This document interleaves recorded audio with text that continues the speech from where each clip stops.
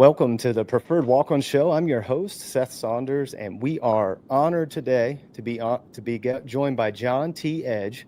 John T. is a acclaimed writer. He is the host of True South. He is an inductee into the Georgia Writers Hall of Fame. He is a proud husband and father, and he has a new book, House of Smoke: A Southerner Goes Searching for Home, that is coming out this coming Tuesday, September 16th. John T., welcome to the show. Thank you so much. I'm happy to be here with you. I hope you don't mind taking a drive with me. We're heading to Jackson. Well, John T., I was going to tell you, given the show and given how I've come to know you by watching the show, I couldn't think of a better way for us to hang out than to take a road trip together. So I am fired There up you go. about it. Good deal. Well, I'll be in Jackson before too long, and I'm going to head to the Mayflower for dinner for broiled redfish. Maybe start with a few fried oysters. It'll be a good day. Yeah, it's tough to beat that, man. It's tough to beat that. Well, I want to start with you, given the popularity of the show here, starting season 8, premiering with the episode in Clinton. Tell us what the origin story of True South is. There are a bunch of different ways to tell that story. One is, Wright Thompson and I had lunch one day at Handy Andy, a barbecue joint and burger place in Oxford. And Wright's our executive producer now. Back then, he was my friend, remains my friend. But we had a lunch one day and we talked about the ways in which so much television media focused on the South gets it wrong. Depends on stereotypes and depends on old ideas of the South, refuses in some way to actually see the South for what it is. And I'm not claiming that we get it right, but I am saying that we try to get it right. And that's the kind of impulse behind the name of the show, True South. And it's also what we're trying to do, to see and hear and taste, to listen to Southerners talk about their aspirations and fears, to try to get it right. When y'all were having those initial conversations about the show and when the show was in its nascent stages, did y'all have any idea or have any vision that it could turn into what it's become? Hell no. For all of us, our director, Tim Horgan, for Wright, for myself, we'd all made television, and Tim and Wright had made more than me. But, we'd made short things. We hadn't made a narrative show with a narrative arc, with a beginning, a middle, and an end.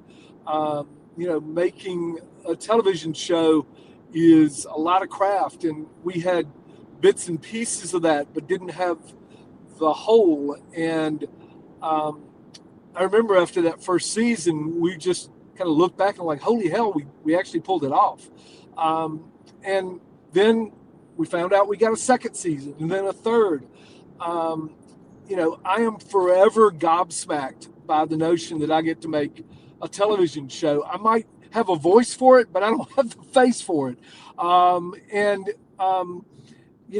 most thankful, though, even more than I am for Wright and Tim and Bluefoot Productions. I'm thankful for the people I get to meet who tell me their stories and trust me. That's an amazing thing. Yeah, I think the beauty of the show is that it has so much soul. And I think y'all do a good job of searching for that. And I think the reason is there's a lot of humility in what y'all bring to it and a lot of curiosity in wanting to understand people's story. And I think also show their art. I've always thought food is one of the more underappreciated arts, but it shouldn't be, right? Because it's identifiable with everybody and accessible with everybody. And I think that's been the beauty of the show as a consumer of it. And I just think y'all do such an excellent job of presenting that in an accessible forum for a lot of people. I think that's why it's touched base with so many people. And thank you for saying that. Given the opening episode of this season in Clinton, obviously very personal to you, I just thought it was such a beautiful episode, and good on you for having the vulnerability to do it and present that. And in a lot of ways, it's like you had said when we exchanged emails, it is the beginnings and what is going to be House of Smoke, the book that you have releasing here on Tuesday.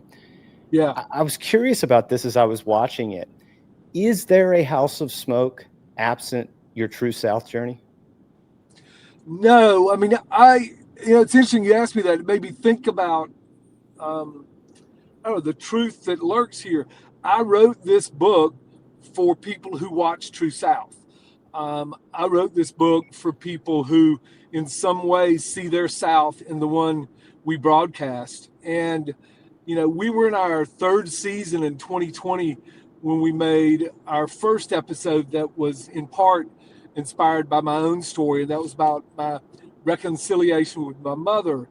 And it wasn't until I got responses to that, people who recognized my search for home as comparable to their own, recognized my family struggles, and my love of my mother, and the profoundly complicated way she moved through the world, until I heard back from people that inspired them to think about their family in a new way, or recognize that in this modern South, where it's often hard to figure out what we have to contribute and when we should speak up, and what good we can do, that for somebody to ask those questions honestly and openly, offers a lot of us a way, I hope, to ask those questions ourselves.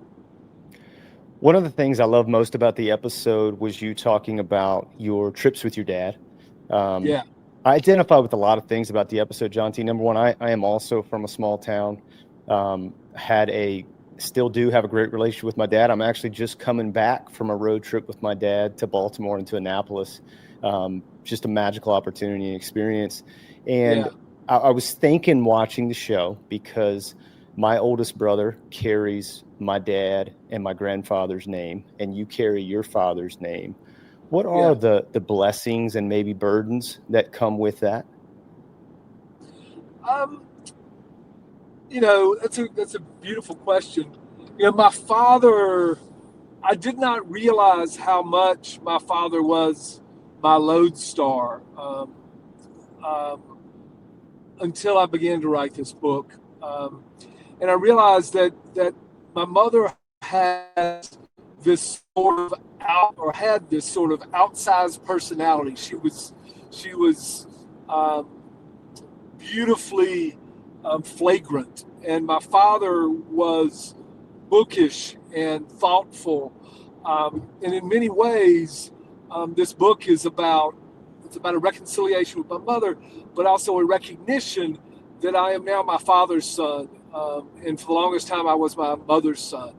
Um, I have adopted the part of myself that is more thoughtful and considerate, I think. Um, but that notion of living up to your parents, living up to my father, um, you know, he worked all his life for the federal court system. He worked to help people who'd made a wrong turn find a new path.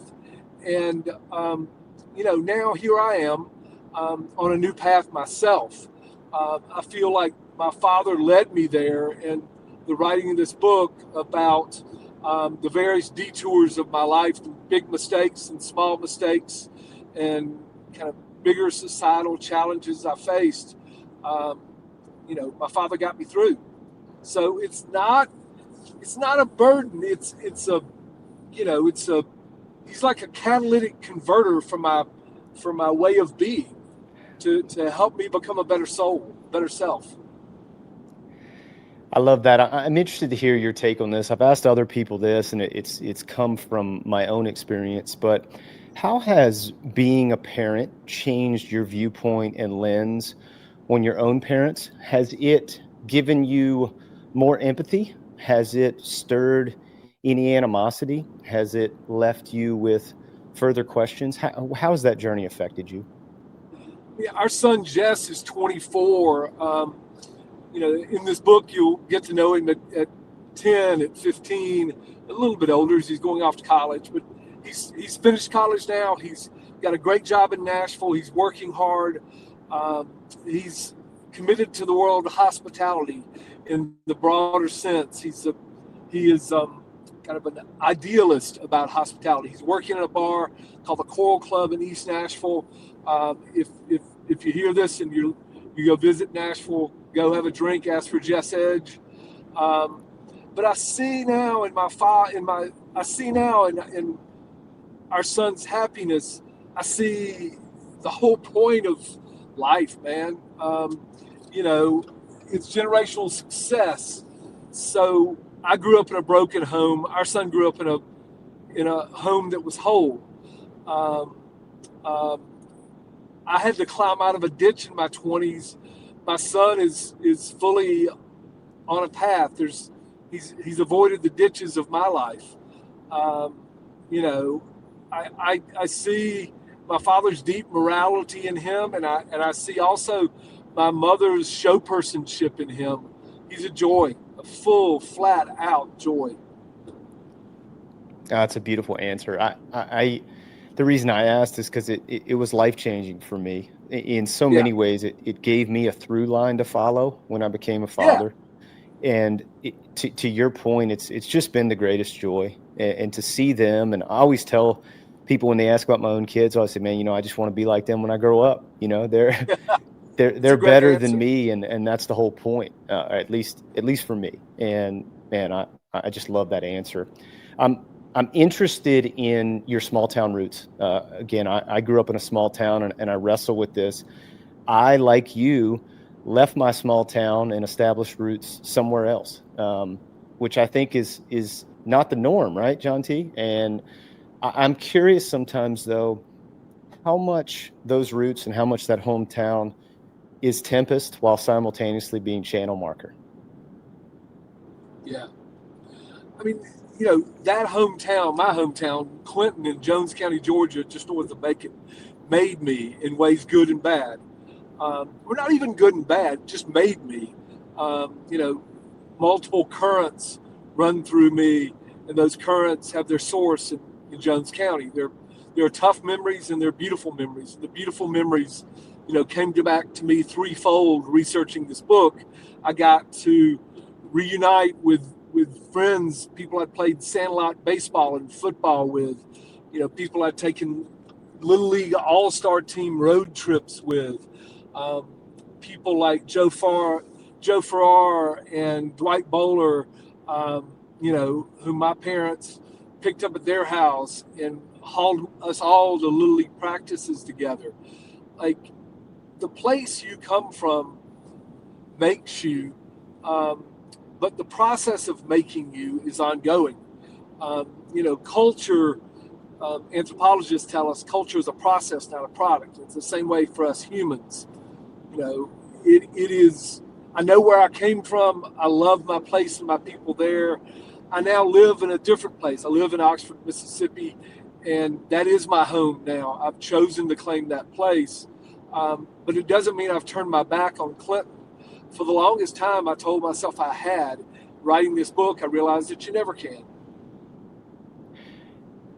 That's a great kind of avenue into what I was curious about when I was watching the episode, and then as I'm anticipating the book, is writing a book is a journey in and of itself, and a process that you have to work through and learn through.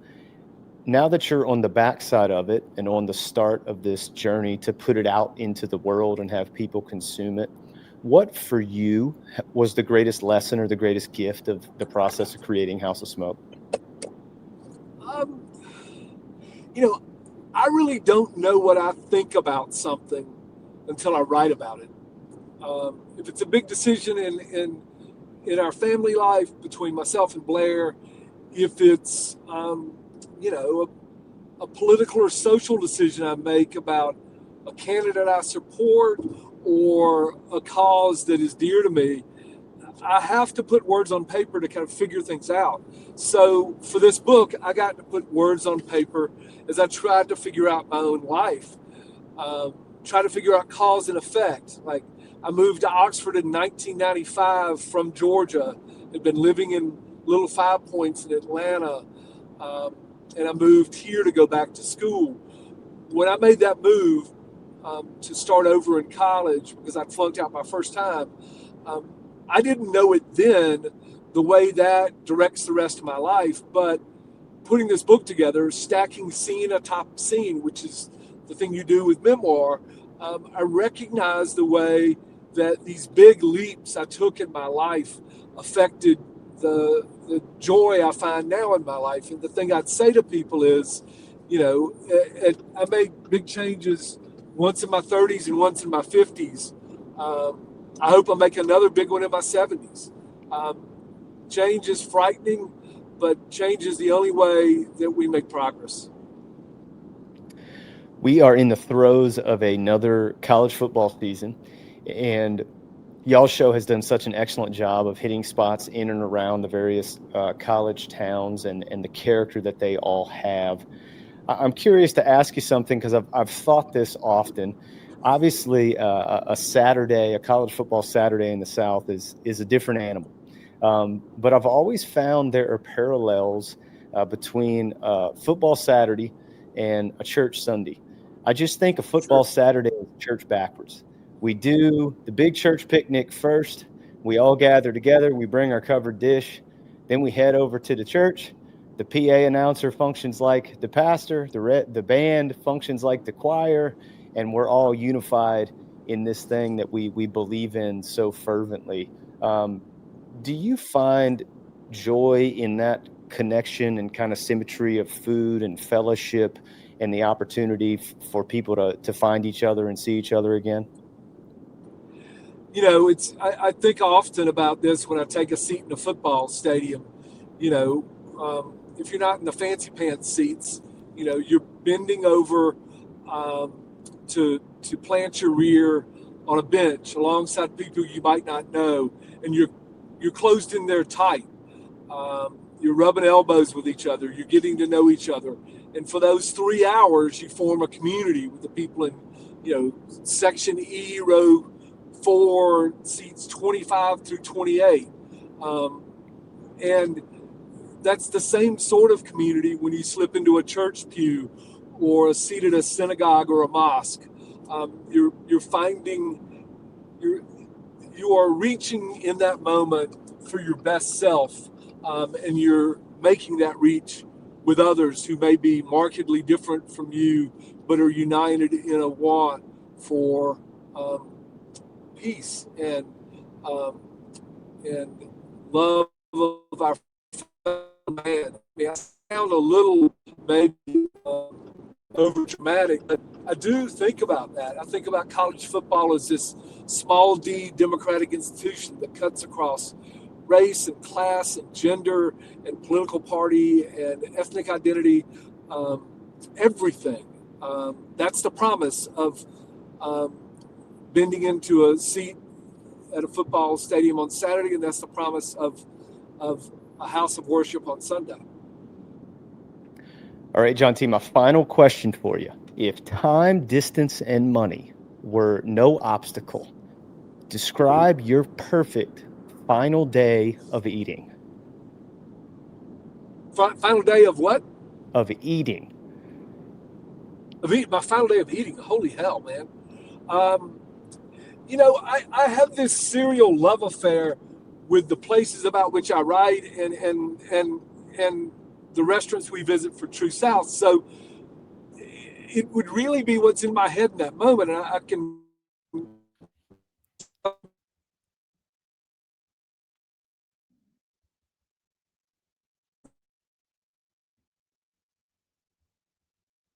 Cannon and Charleston. They do these soft boiled eggs. They call jammy eggs. They do a cappuccino made with peanut milk, and it's kind of remarkable. I want to go to Osteen's in St. Augustine, Florida, for the best fried shrimp in the land. Um, Really golden brown, almost tempura like. Um, I'd want to get an afternoon drink at the Coil Club with my boy Jess. Um, I'd like a Boulevardier probably. That toward the end of his life, that was my father's drink, and he'd adopted my drink. Um, and then I'd like to have dinner at my own my own family table with my wife Blair and our son Jess. Blair makes my mother's catfish stew. She's adopted it. Added in bacon from our friend Alan Benton up in Madisonville, Tennessee. and a few other flourishes.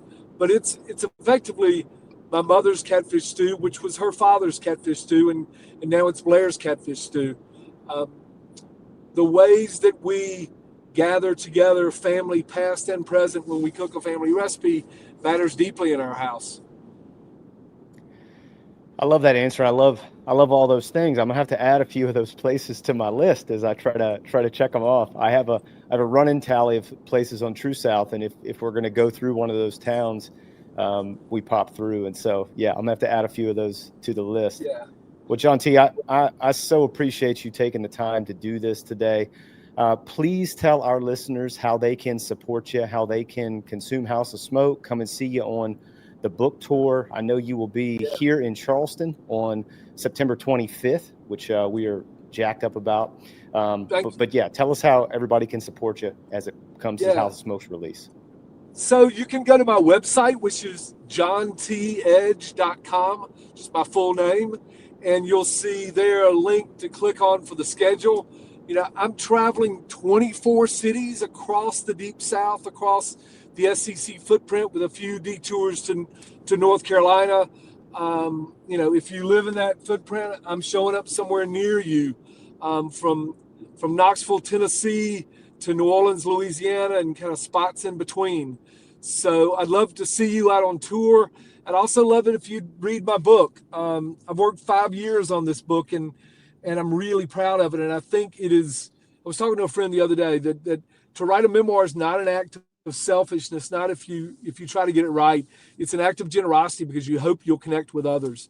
And so I'd love it if you buy a copy of my book and support that book. And I'd love to meet you out on the road.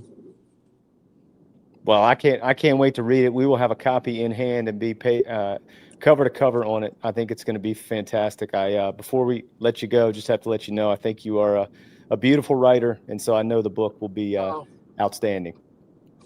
that's so kind of you to say. And by the way, you ask really good, thoughtful questions that reflect the same ethic. Like you begin from a personal perspective, but your questions take us to universal truths. So thank you.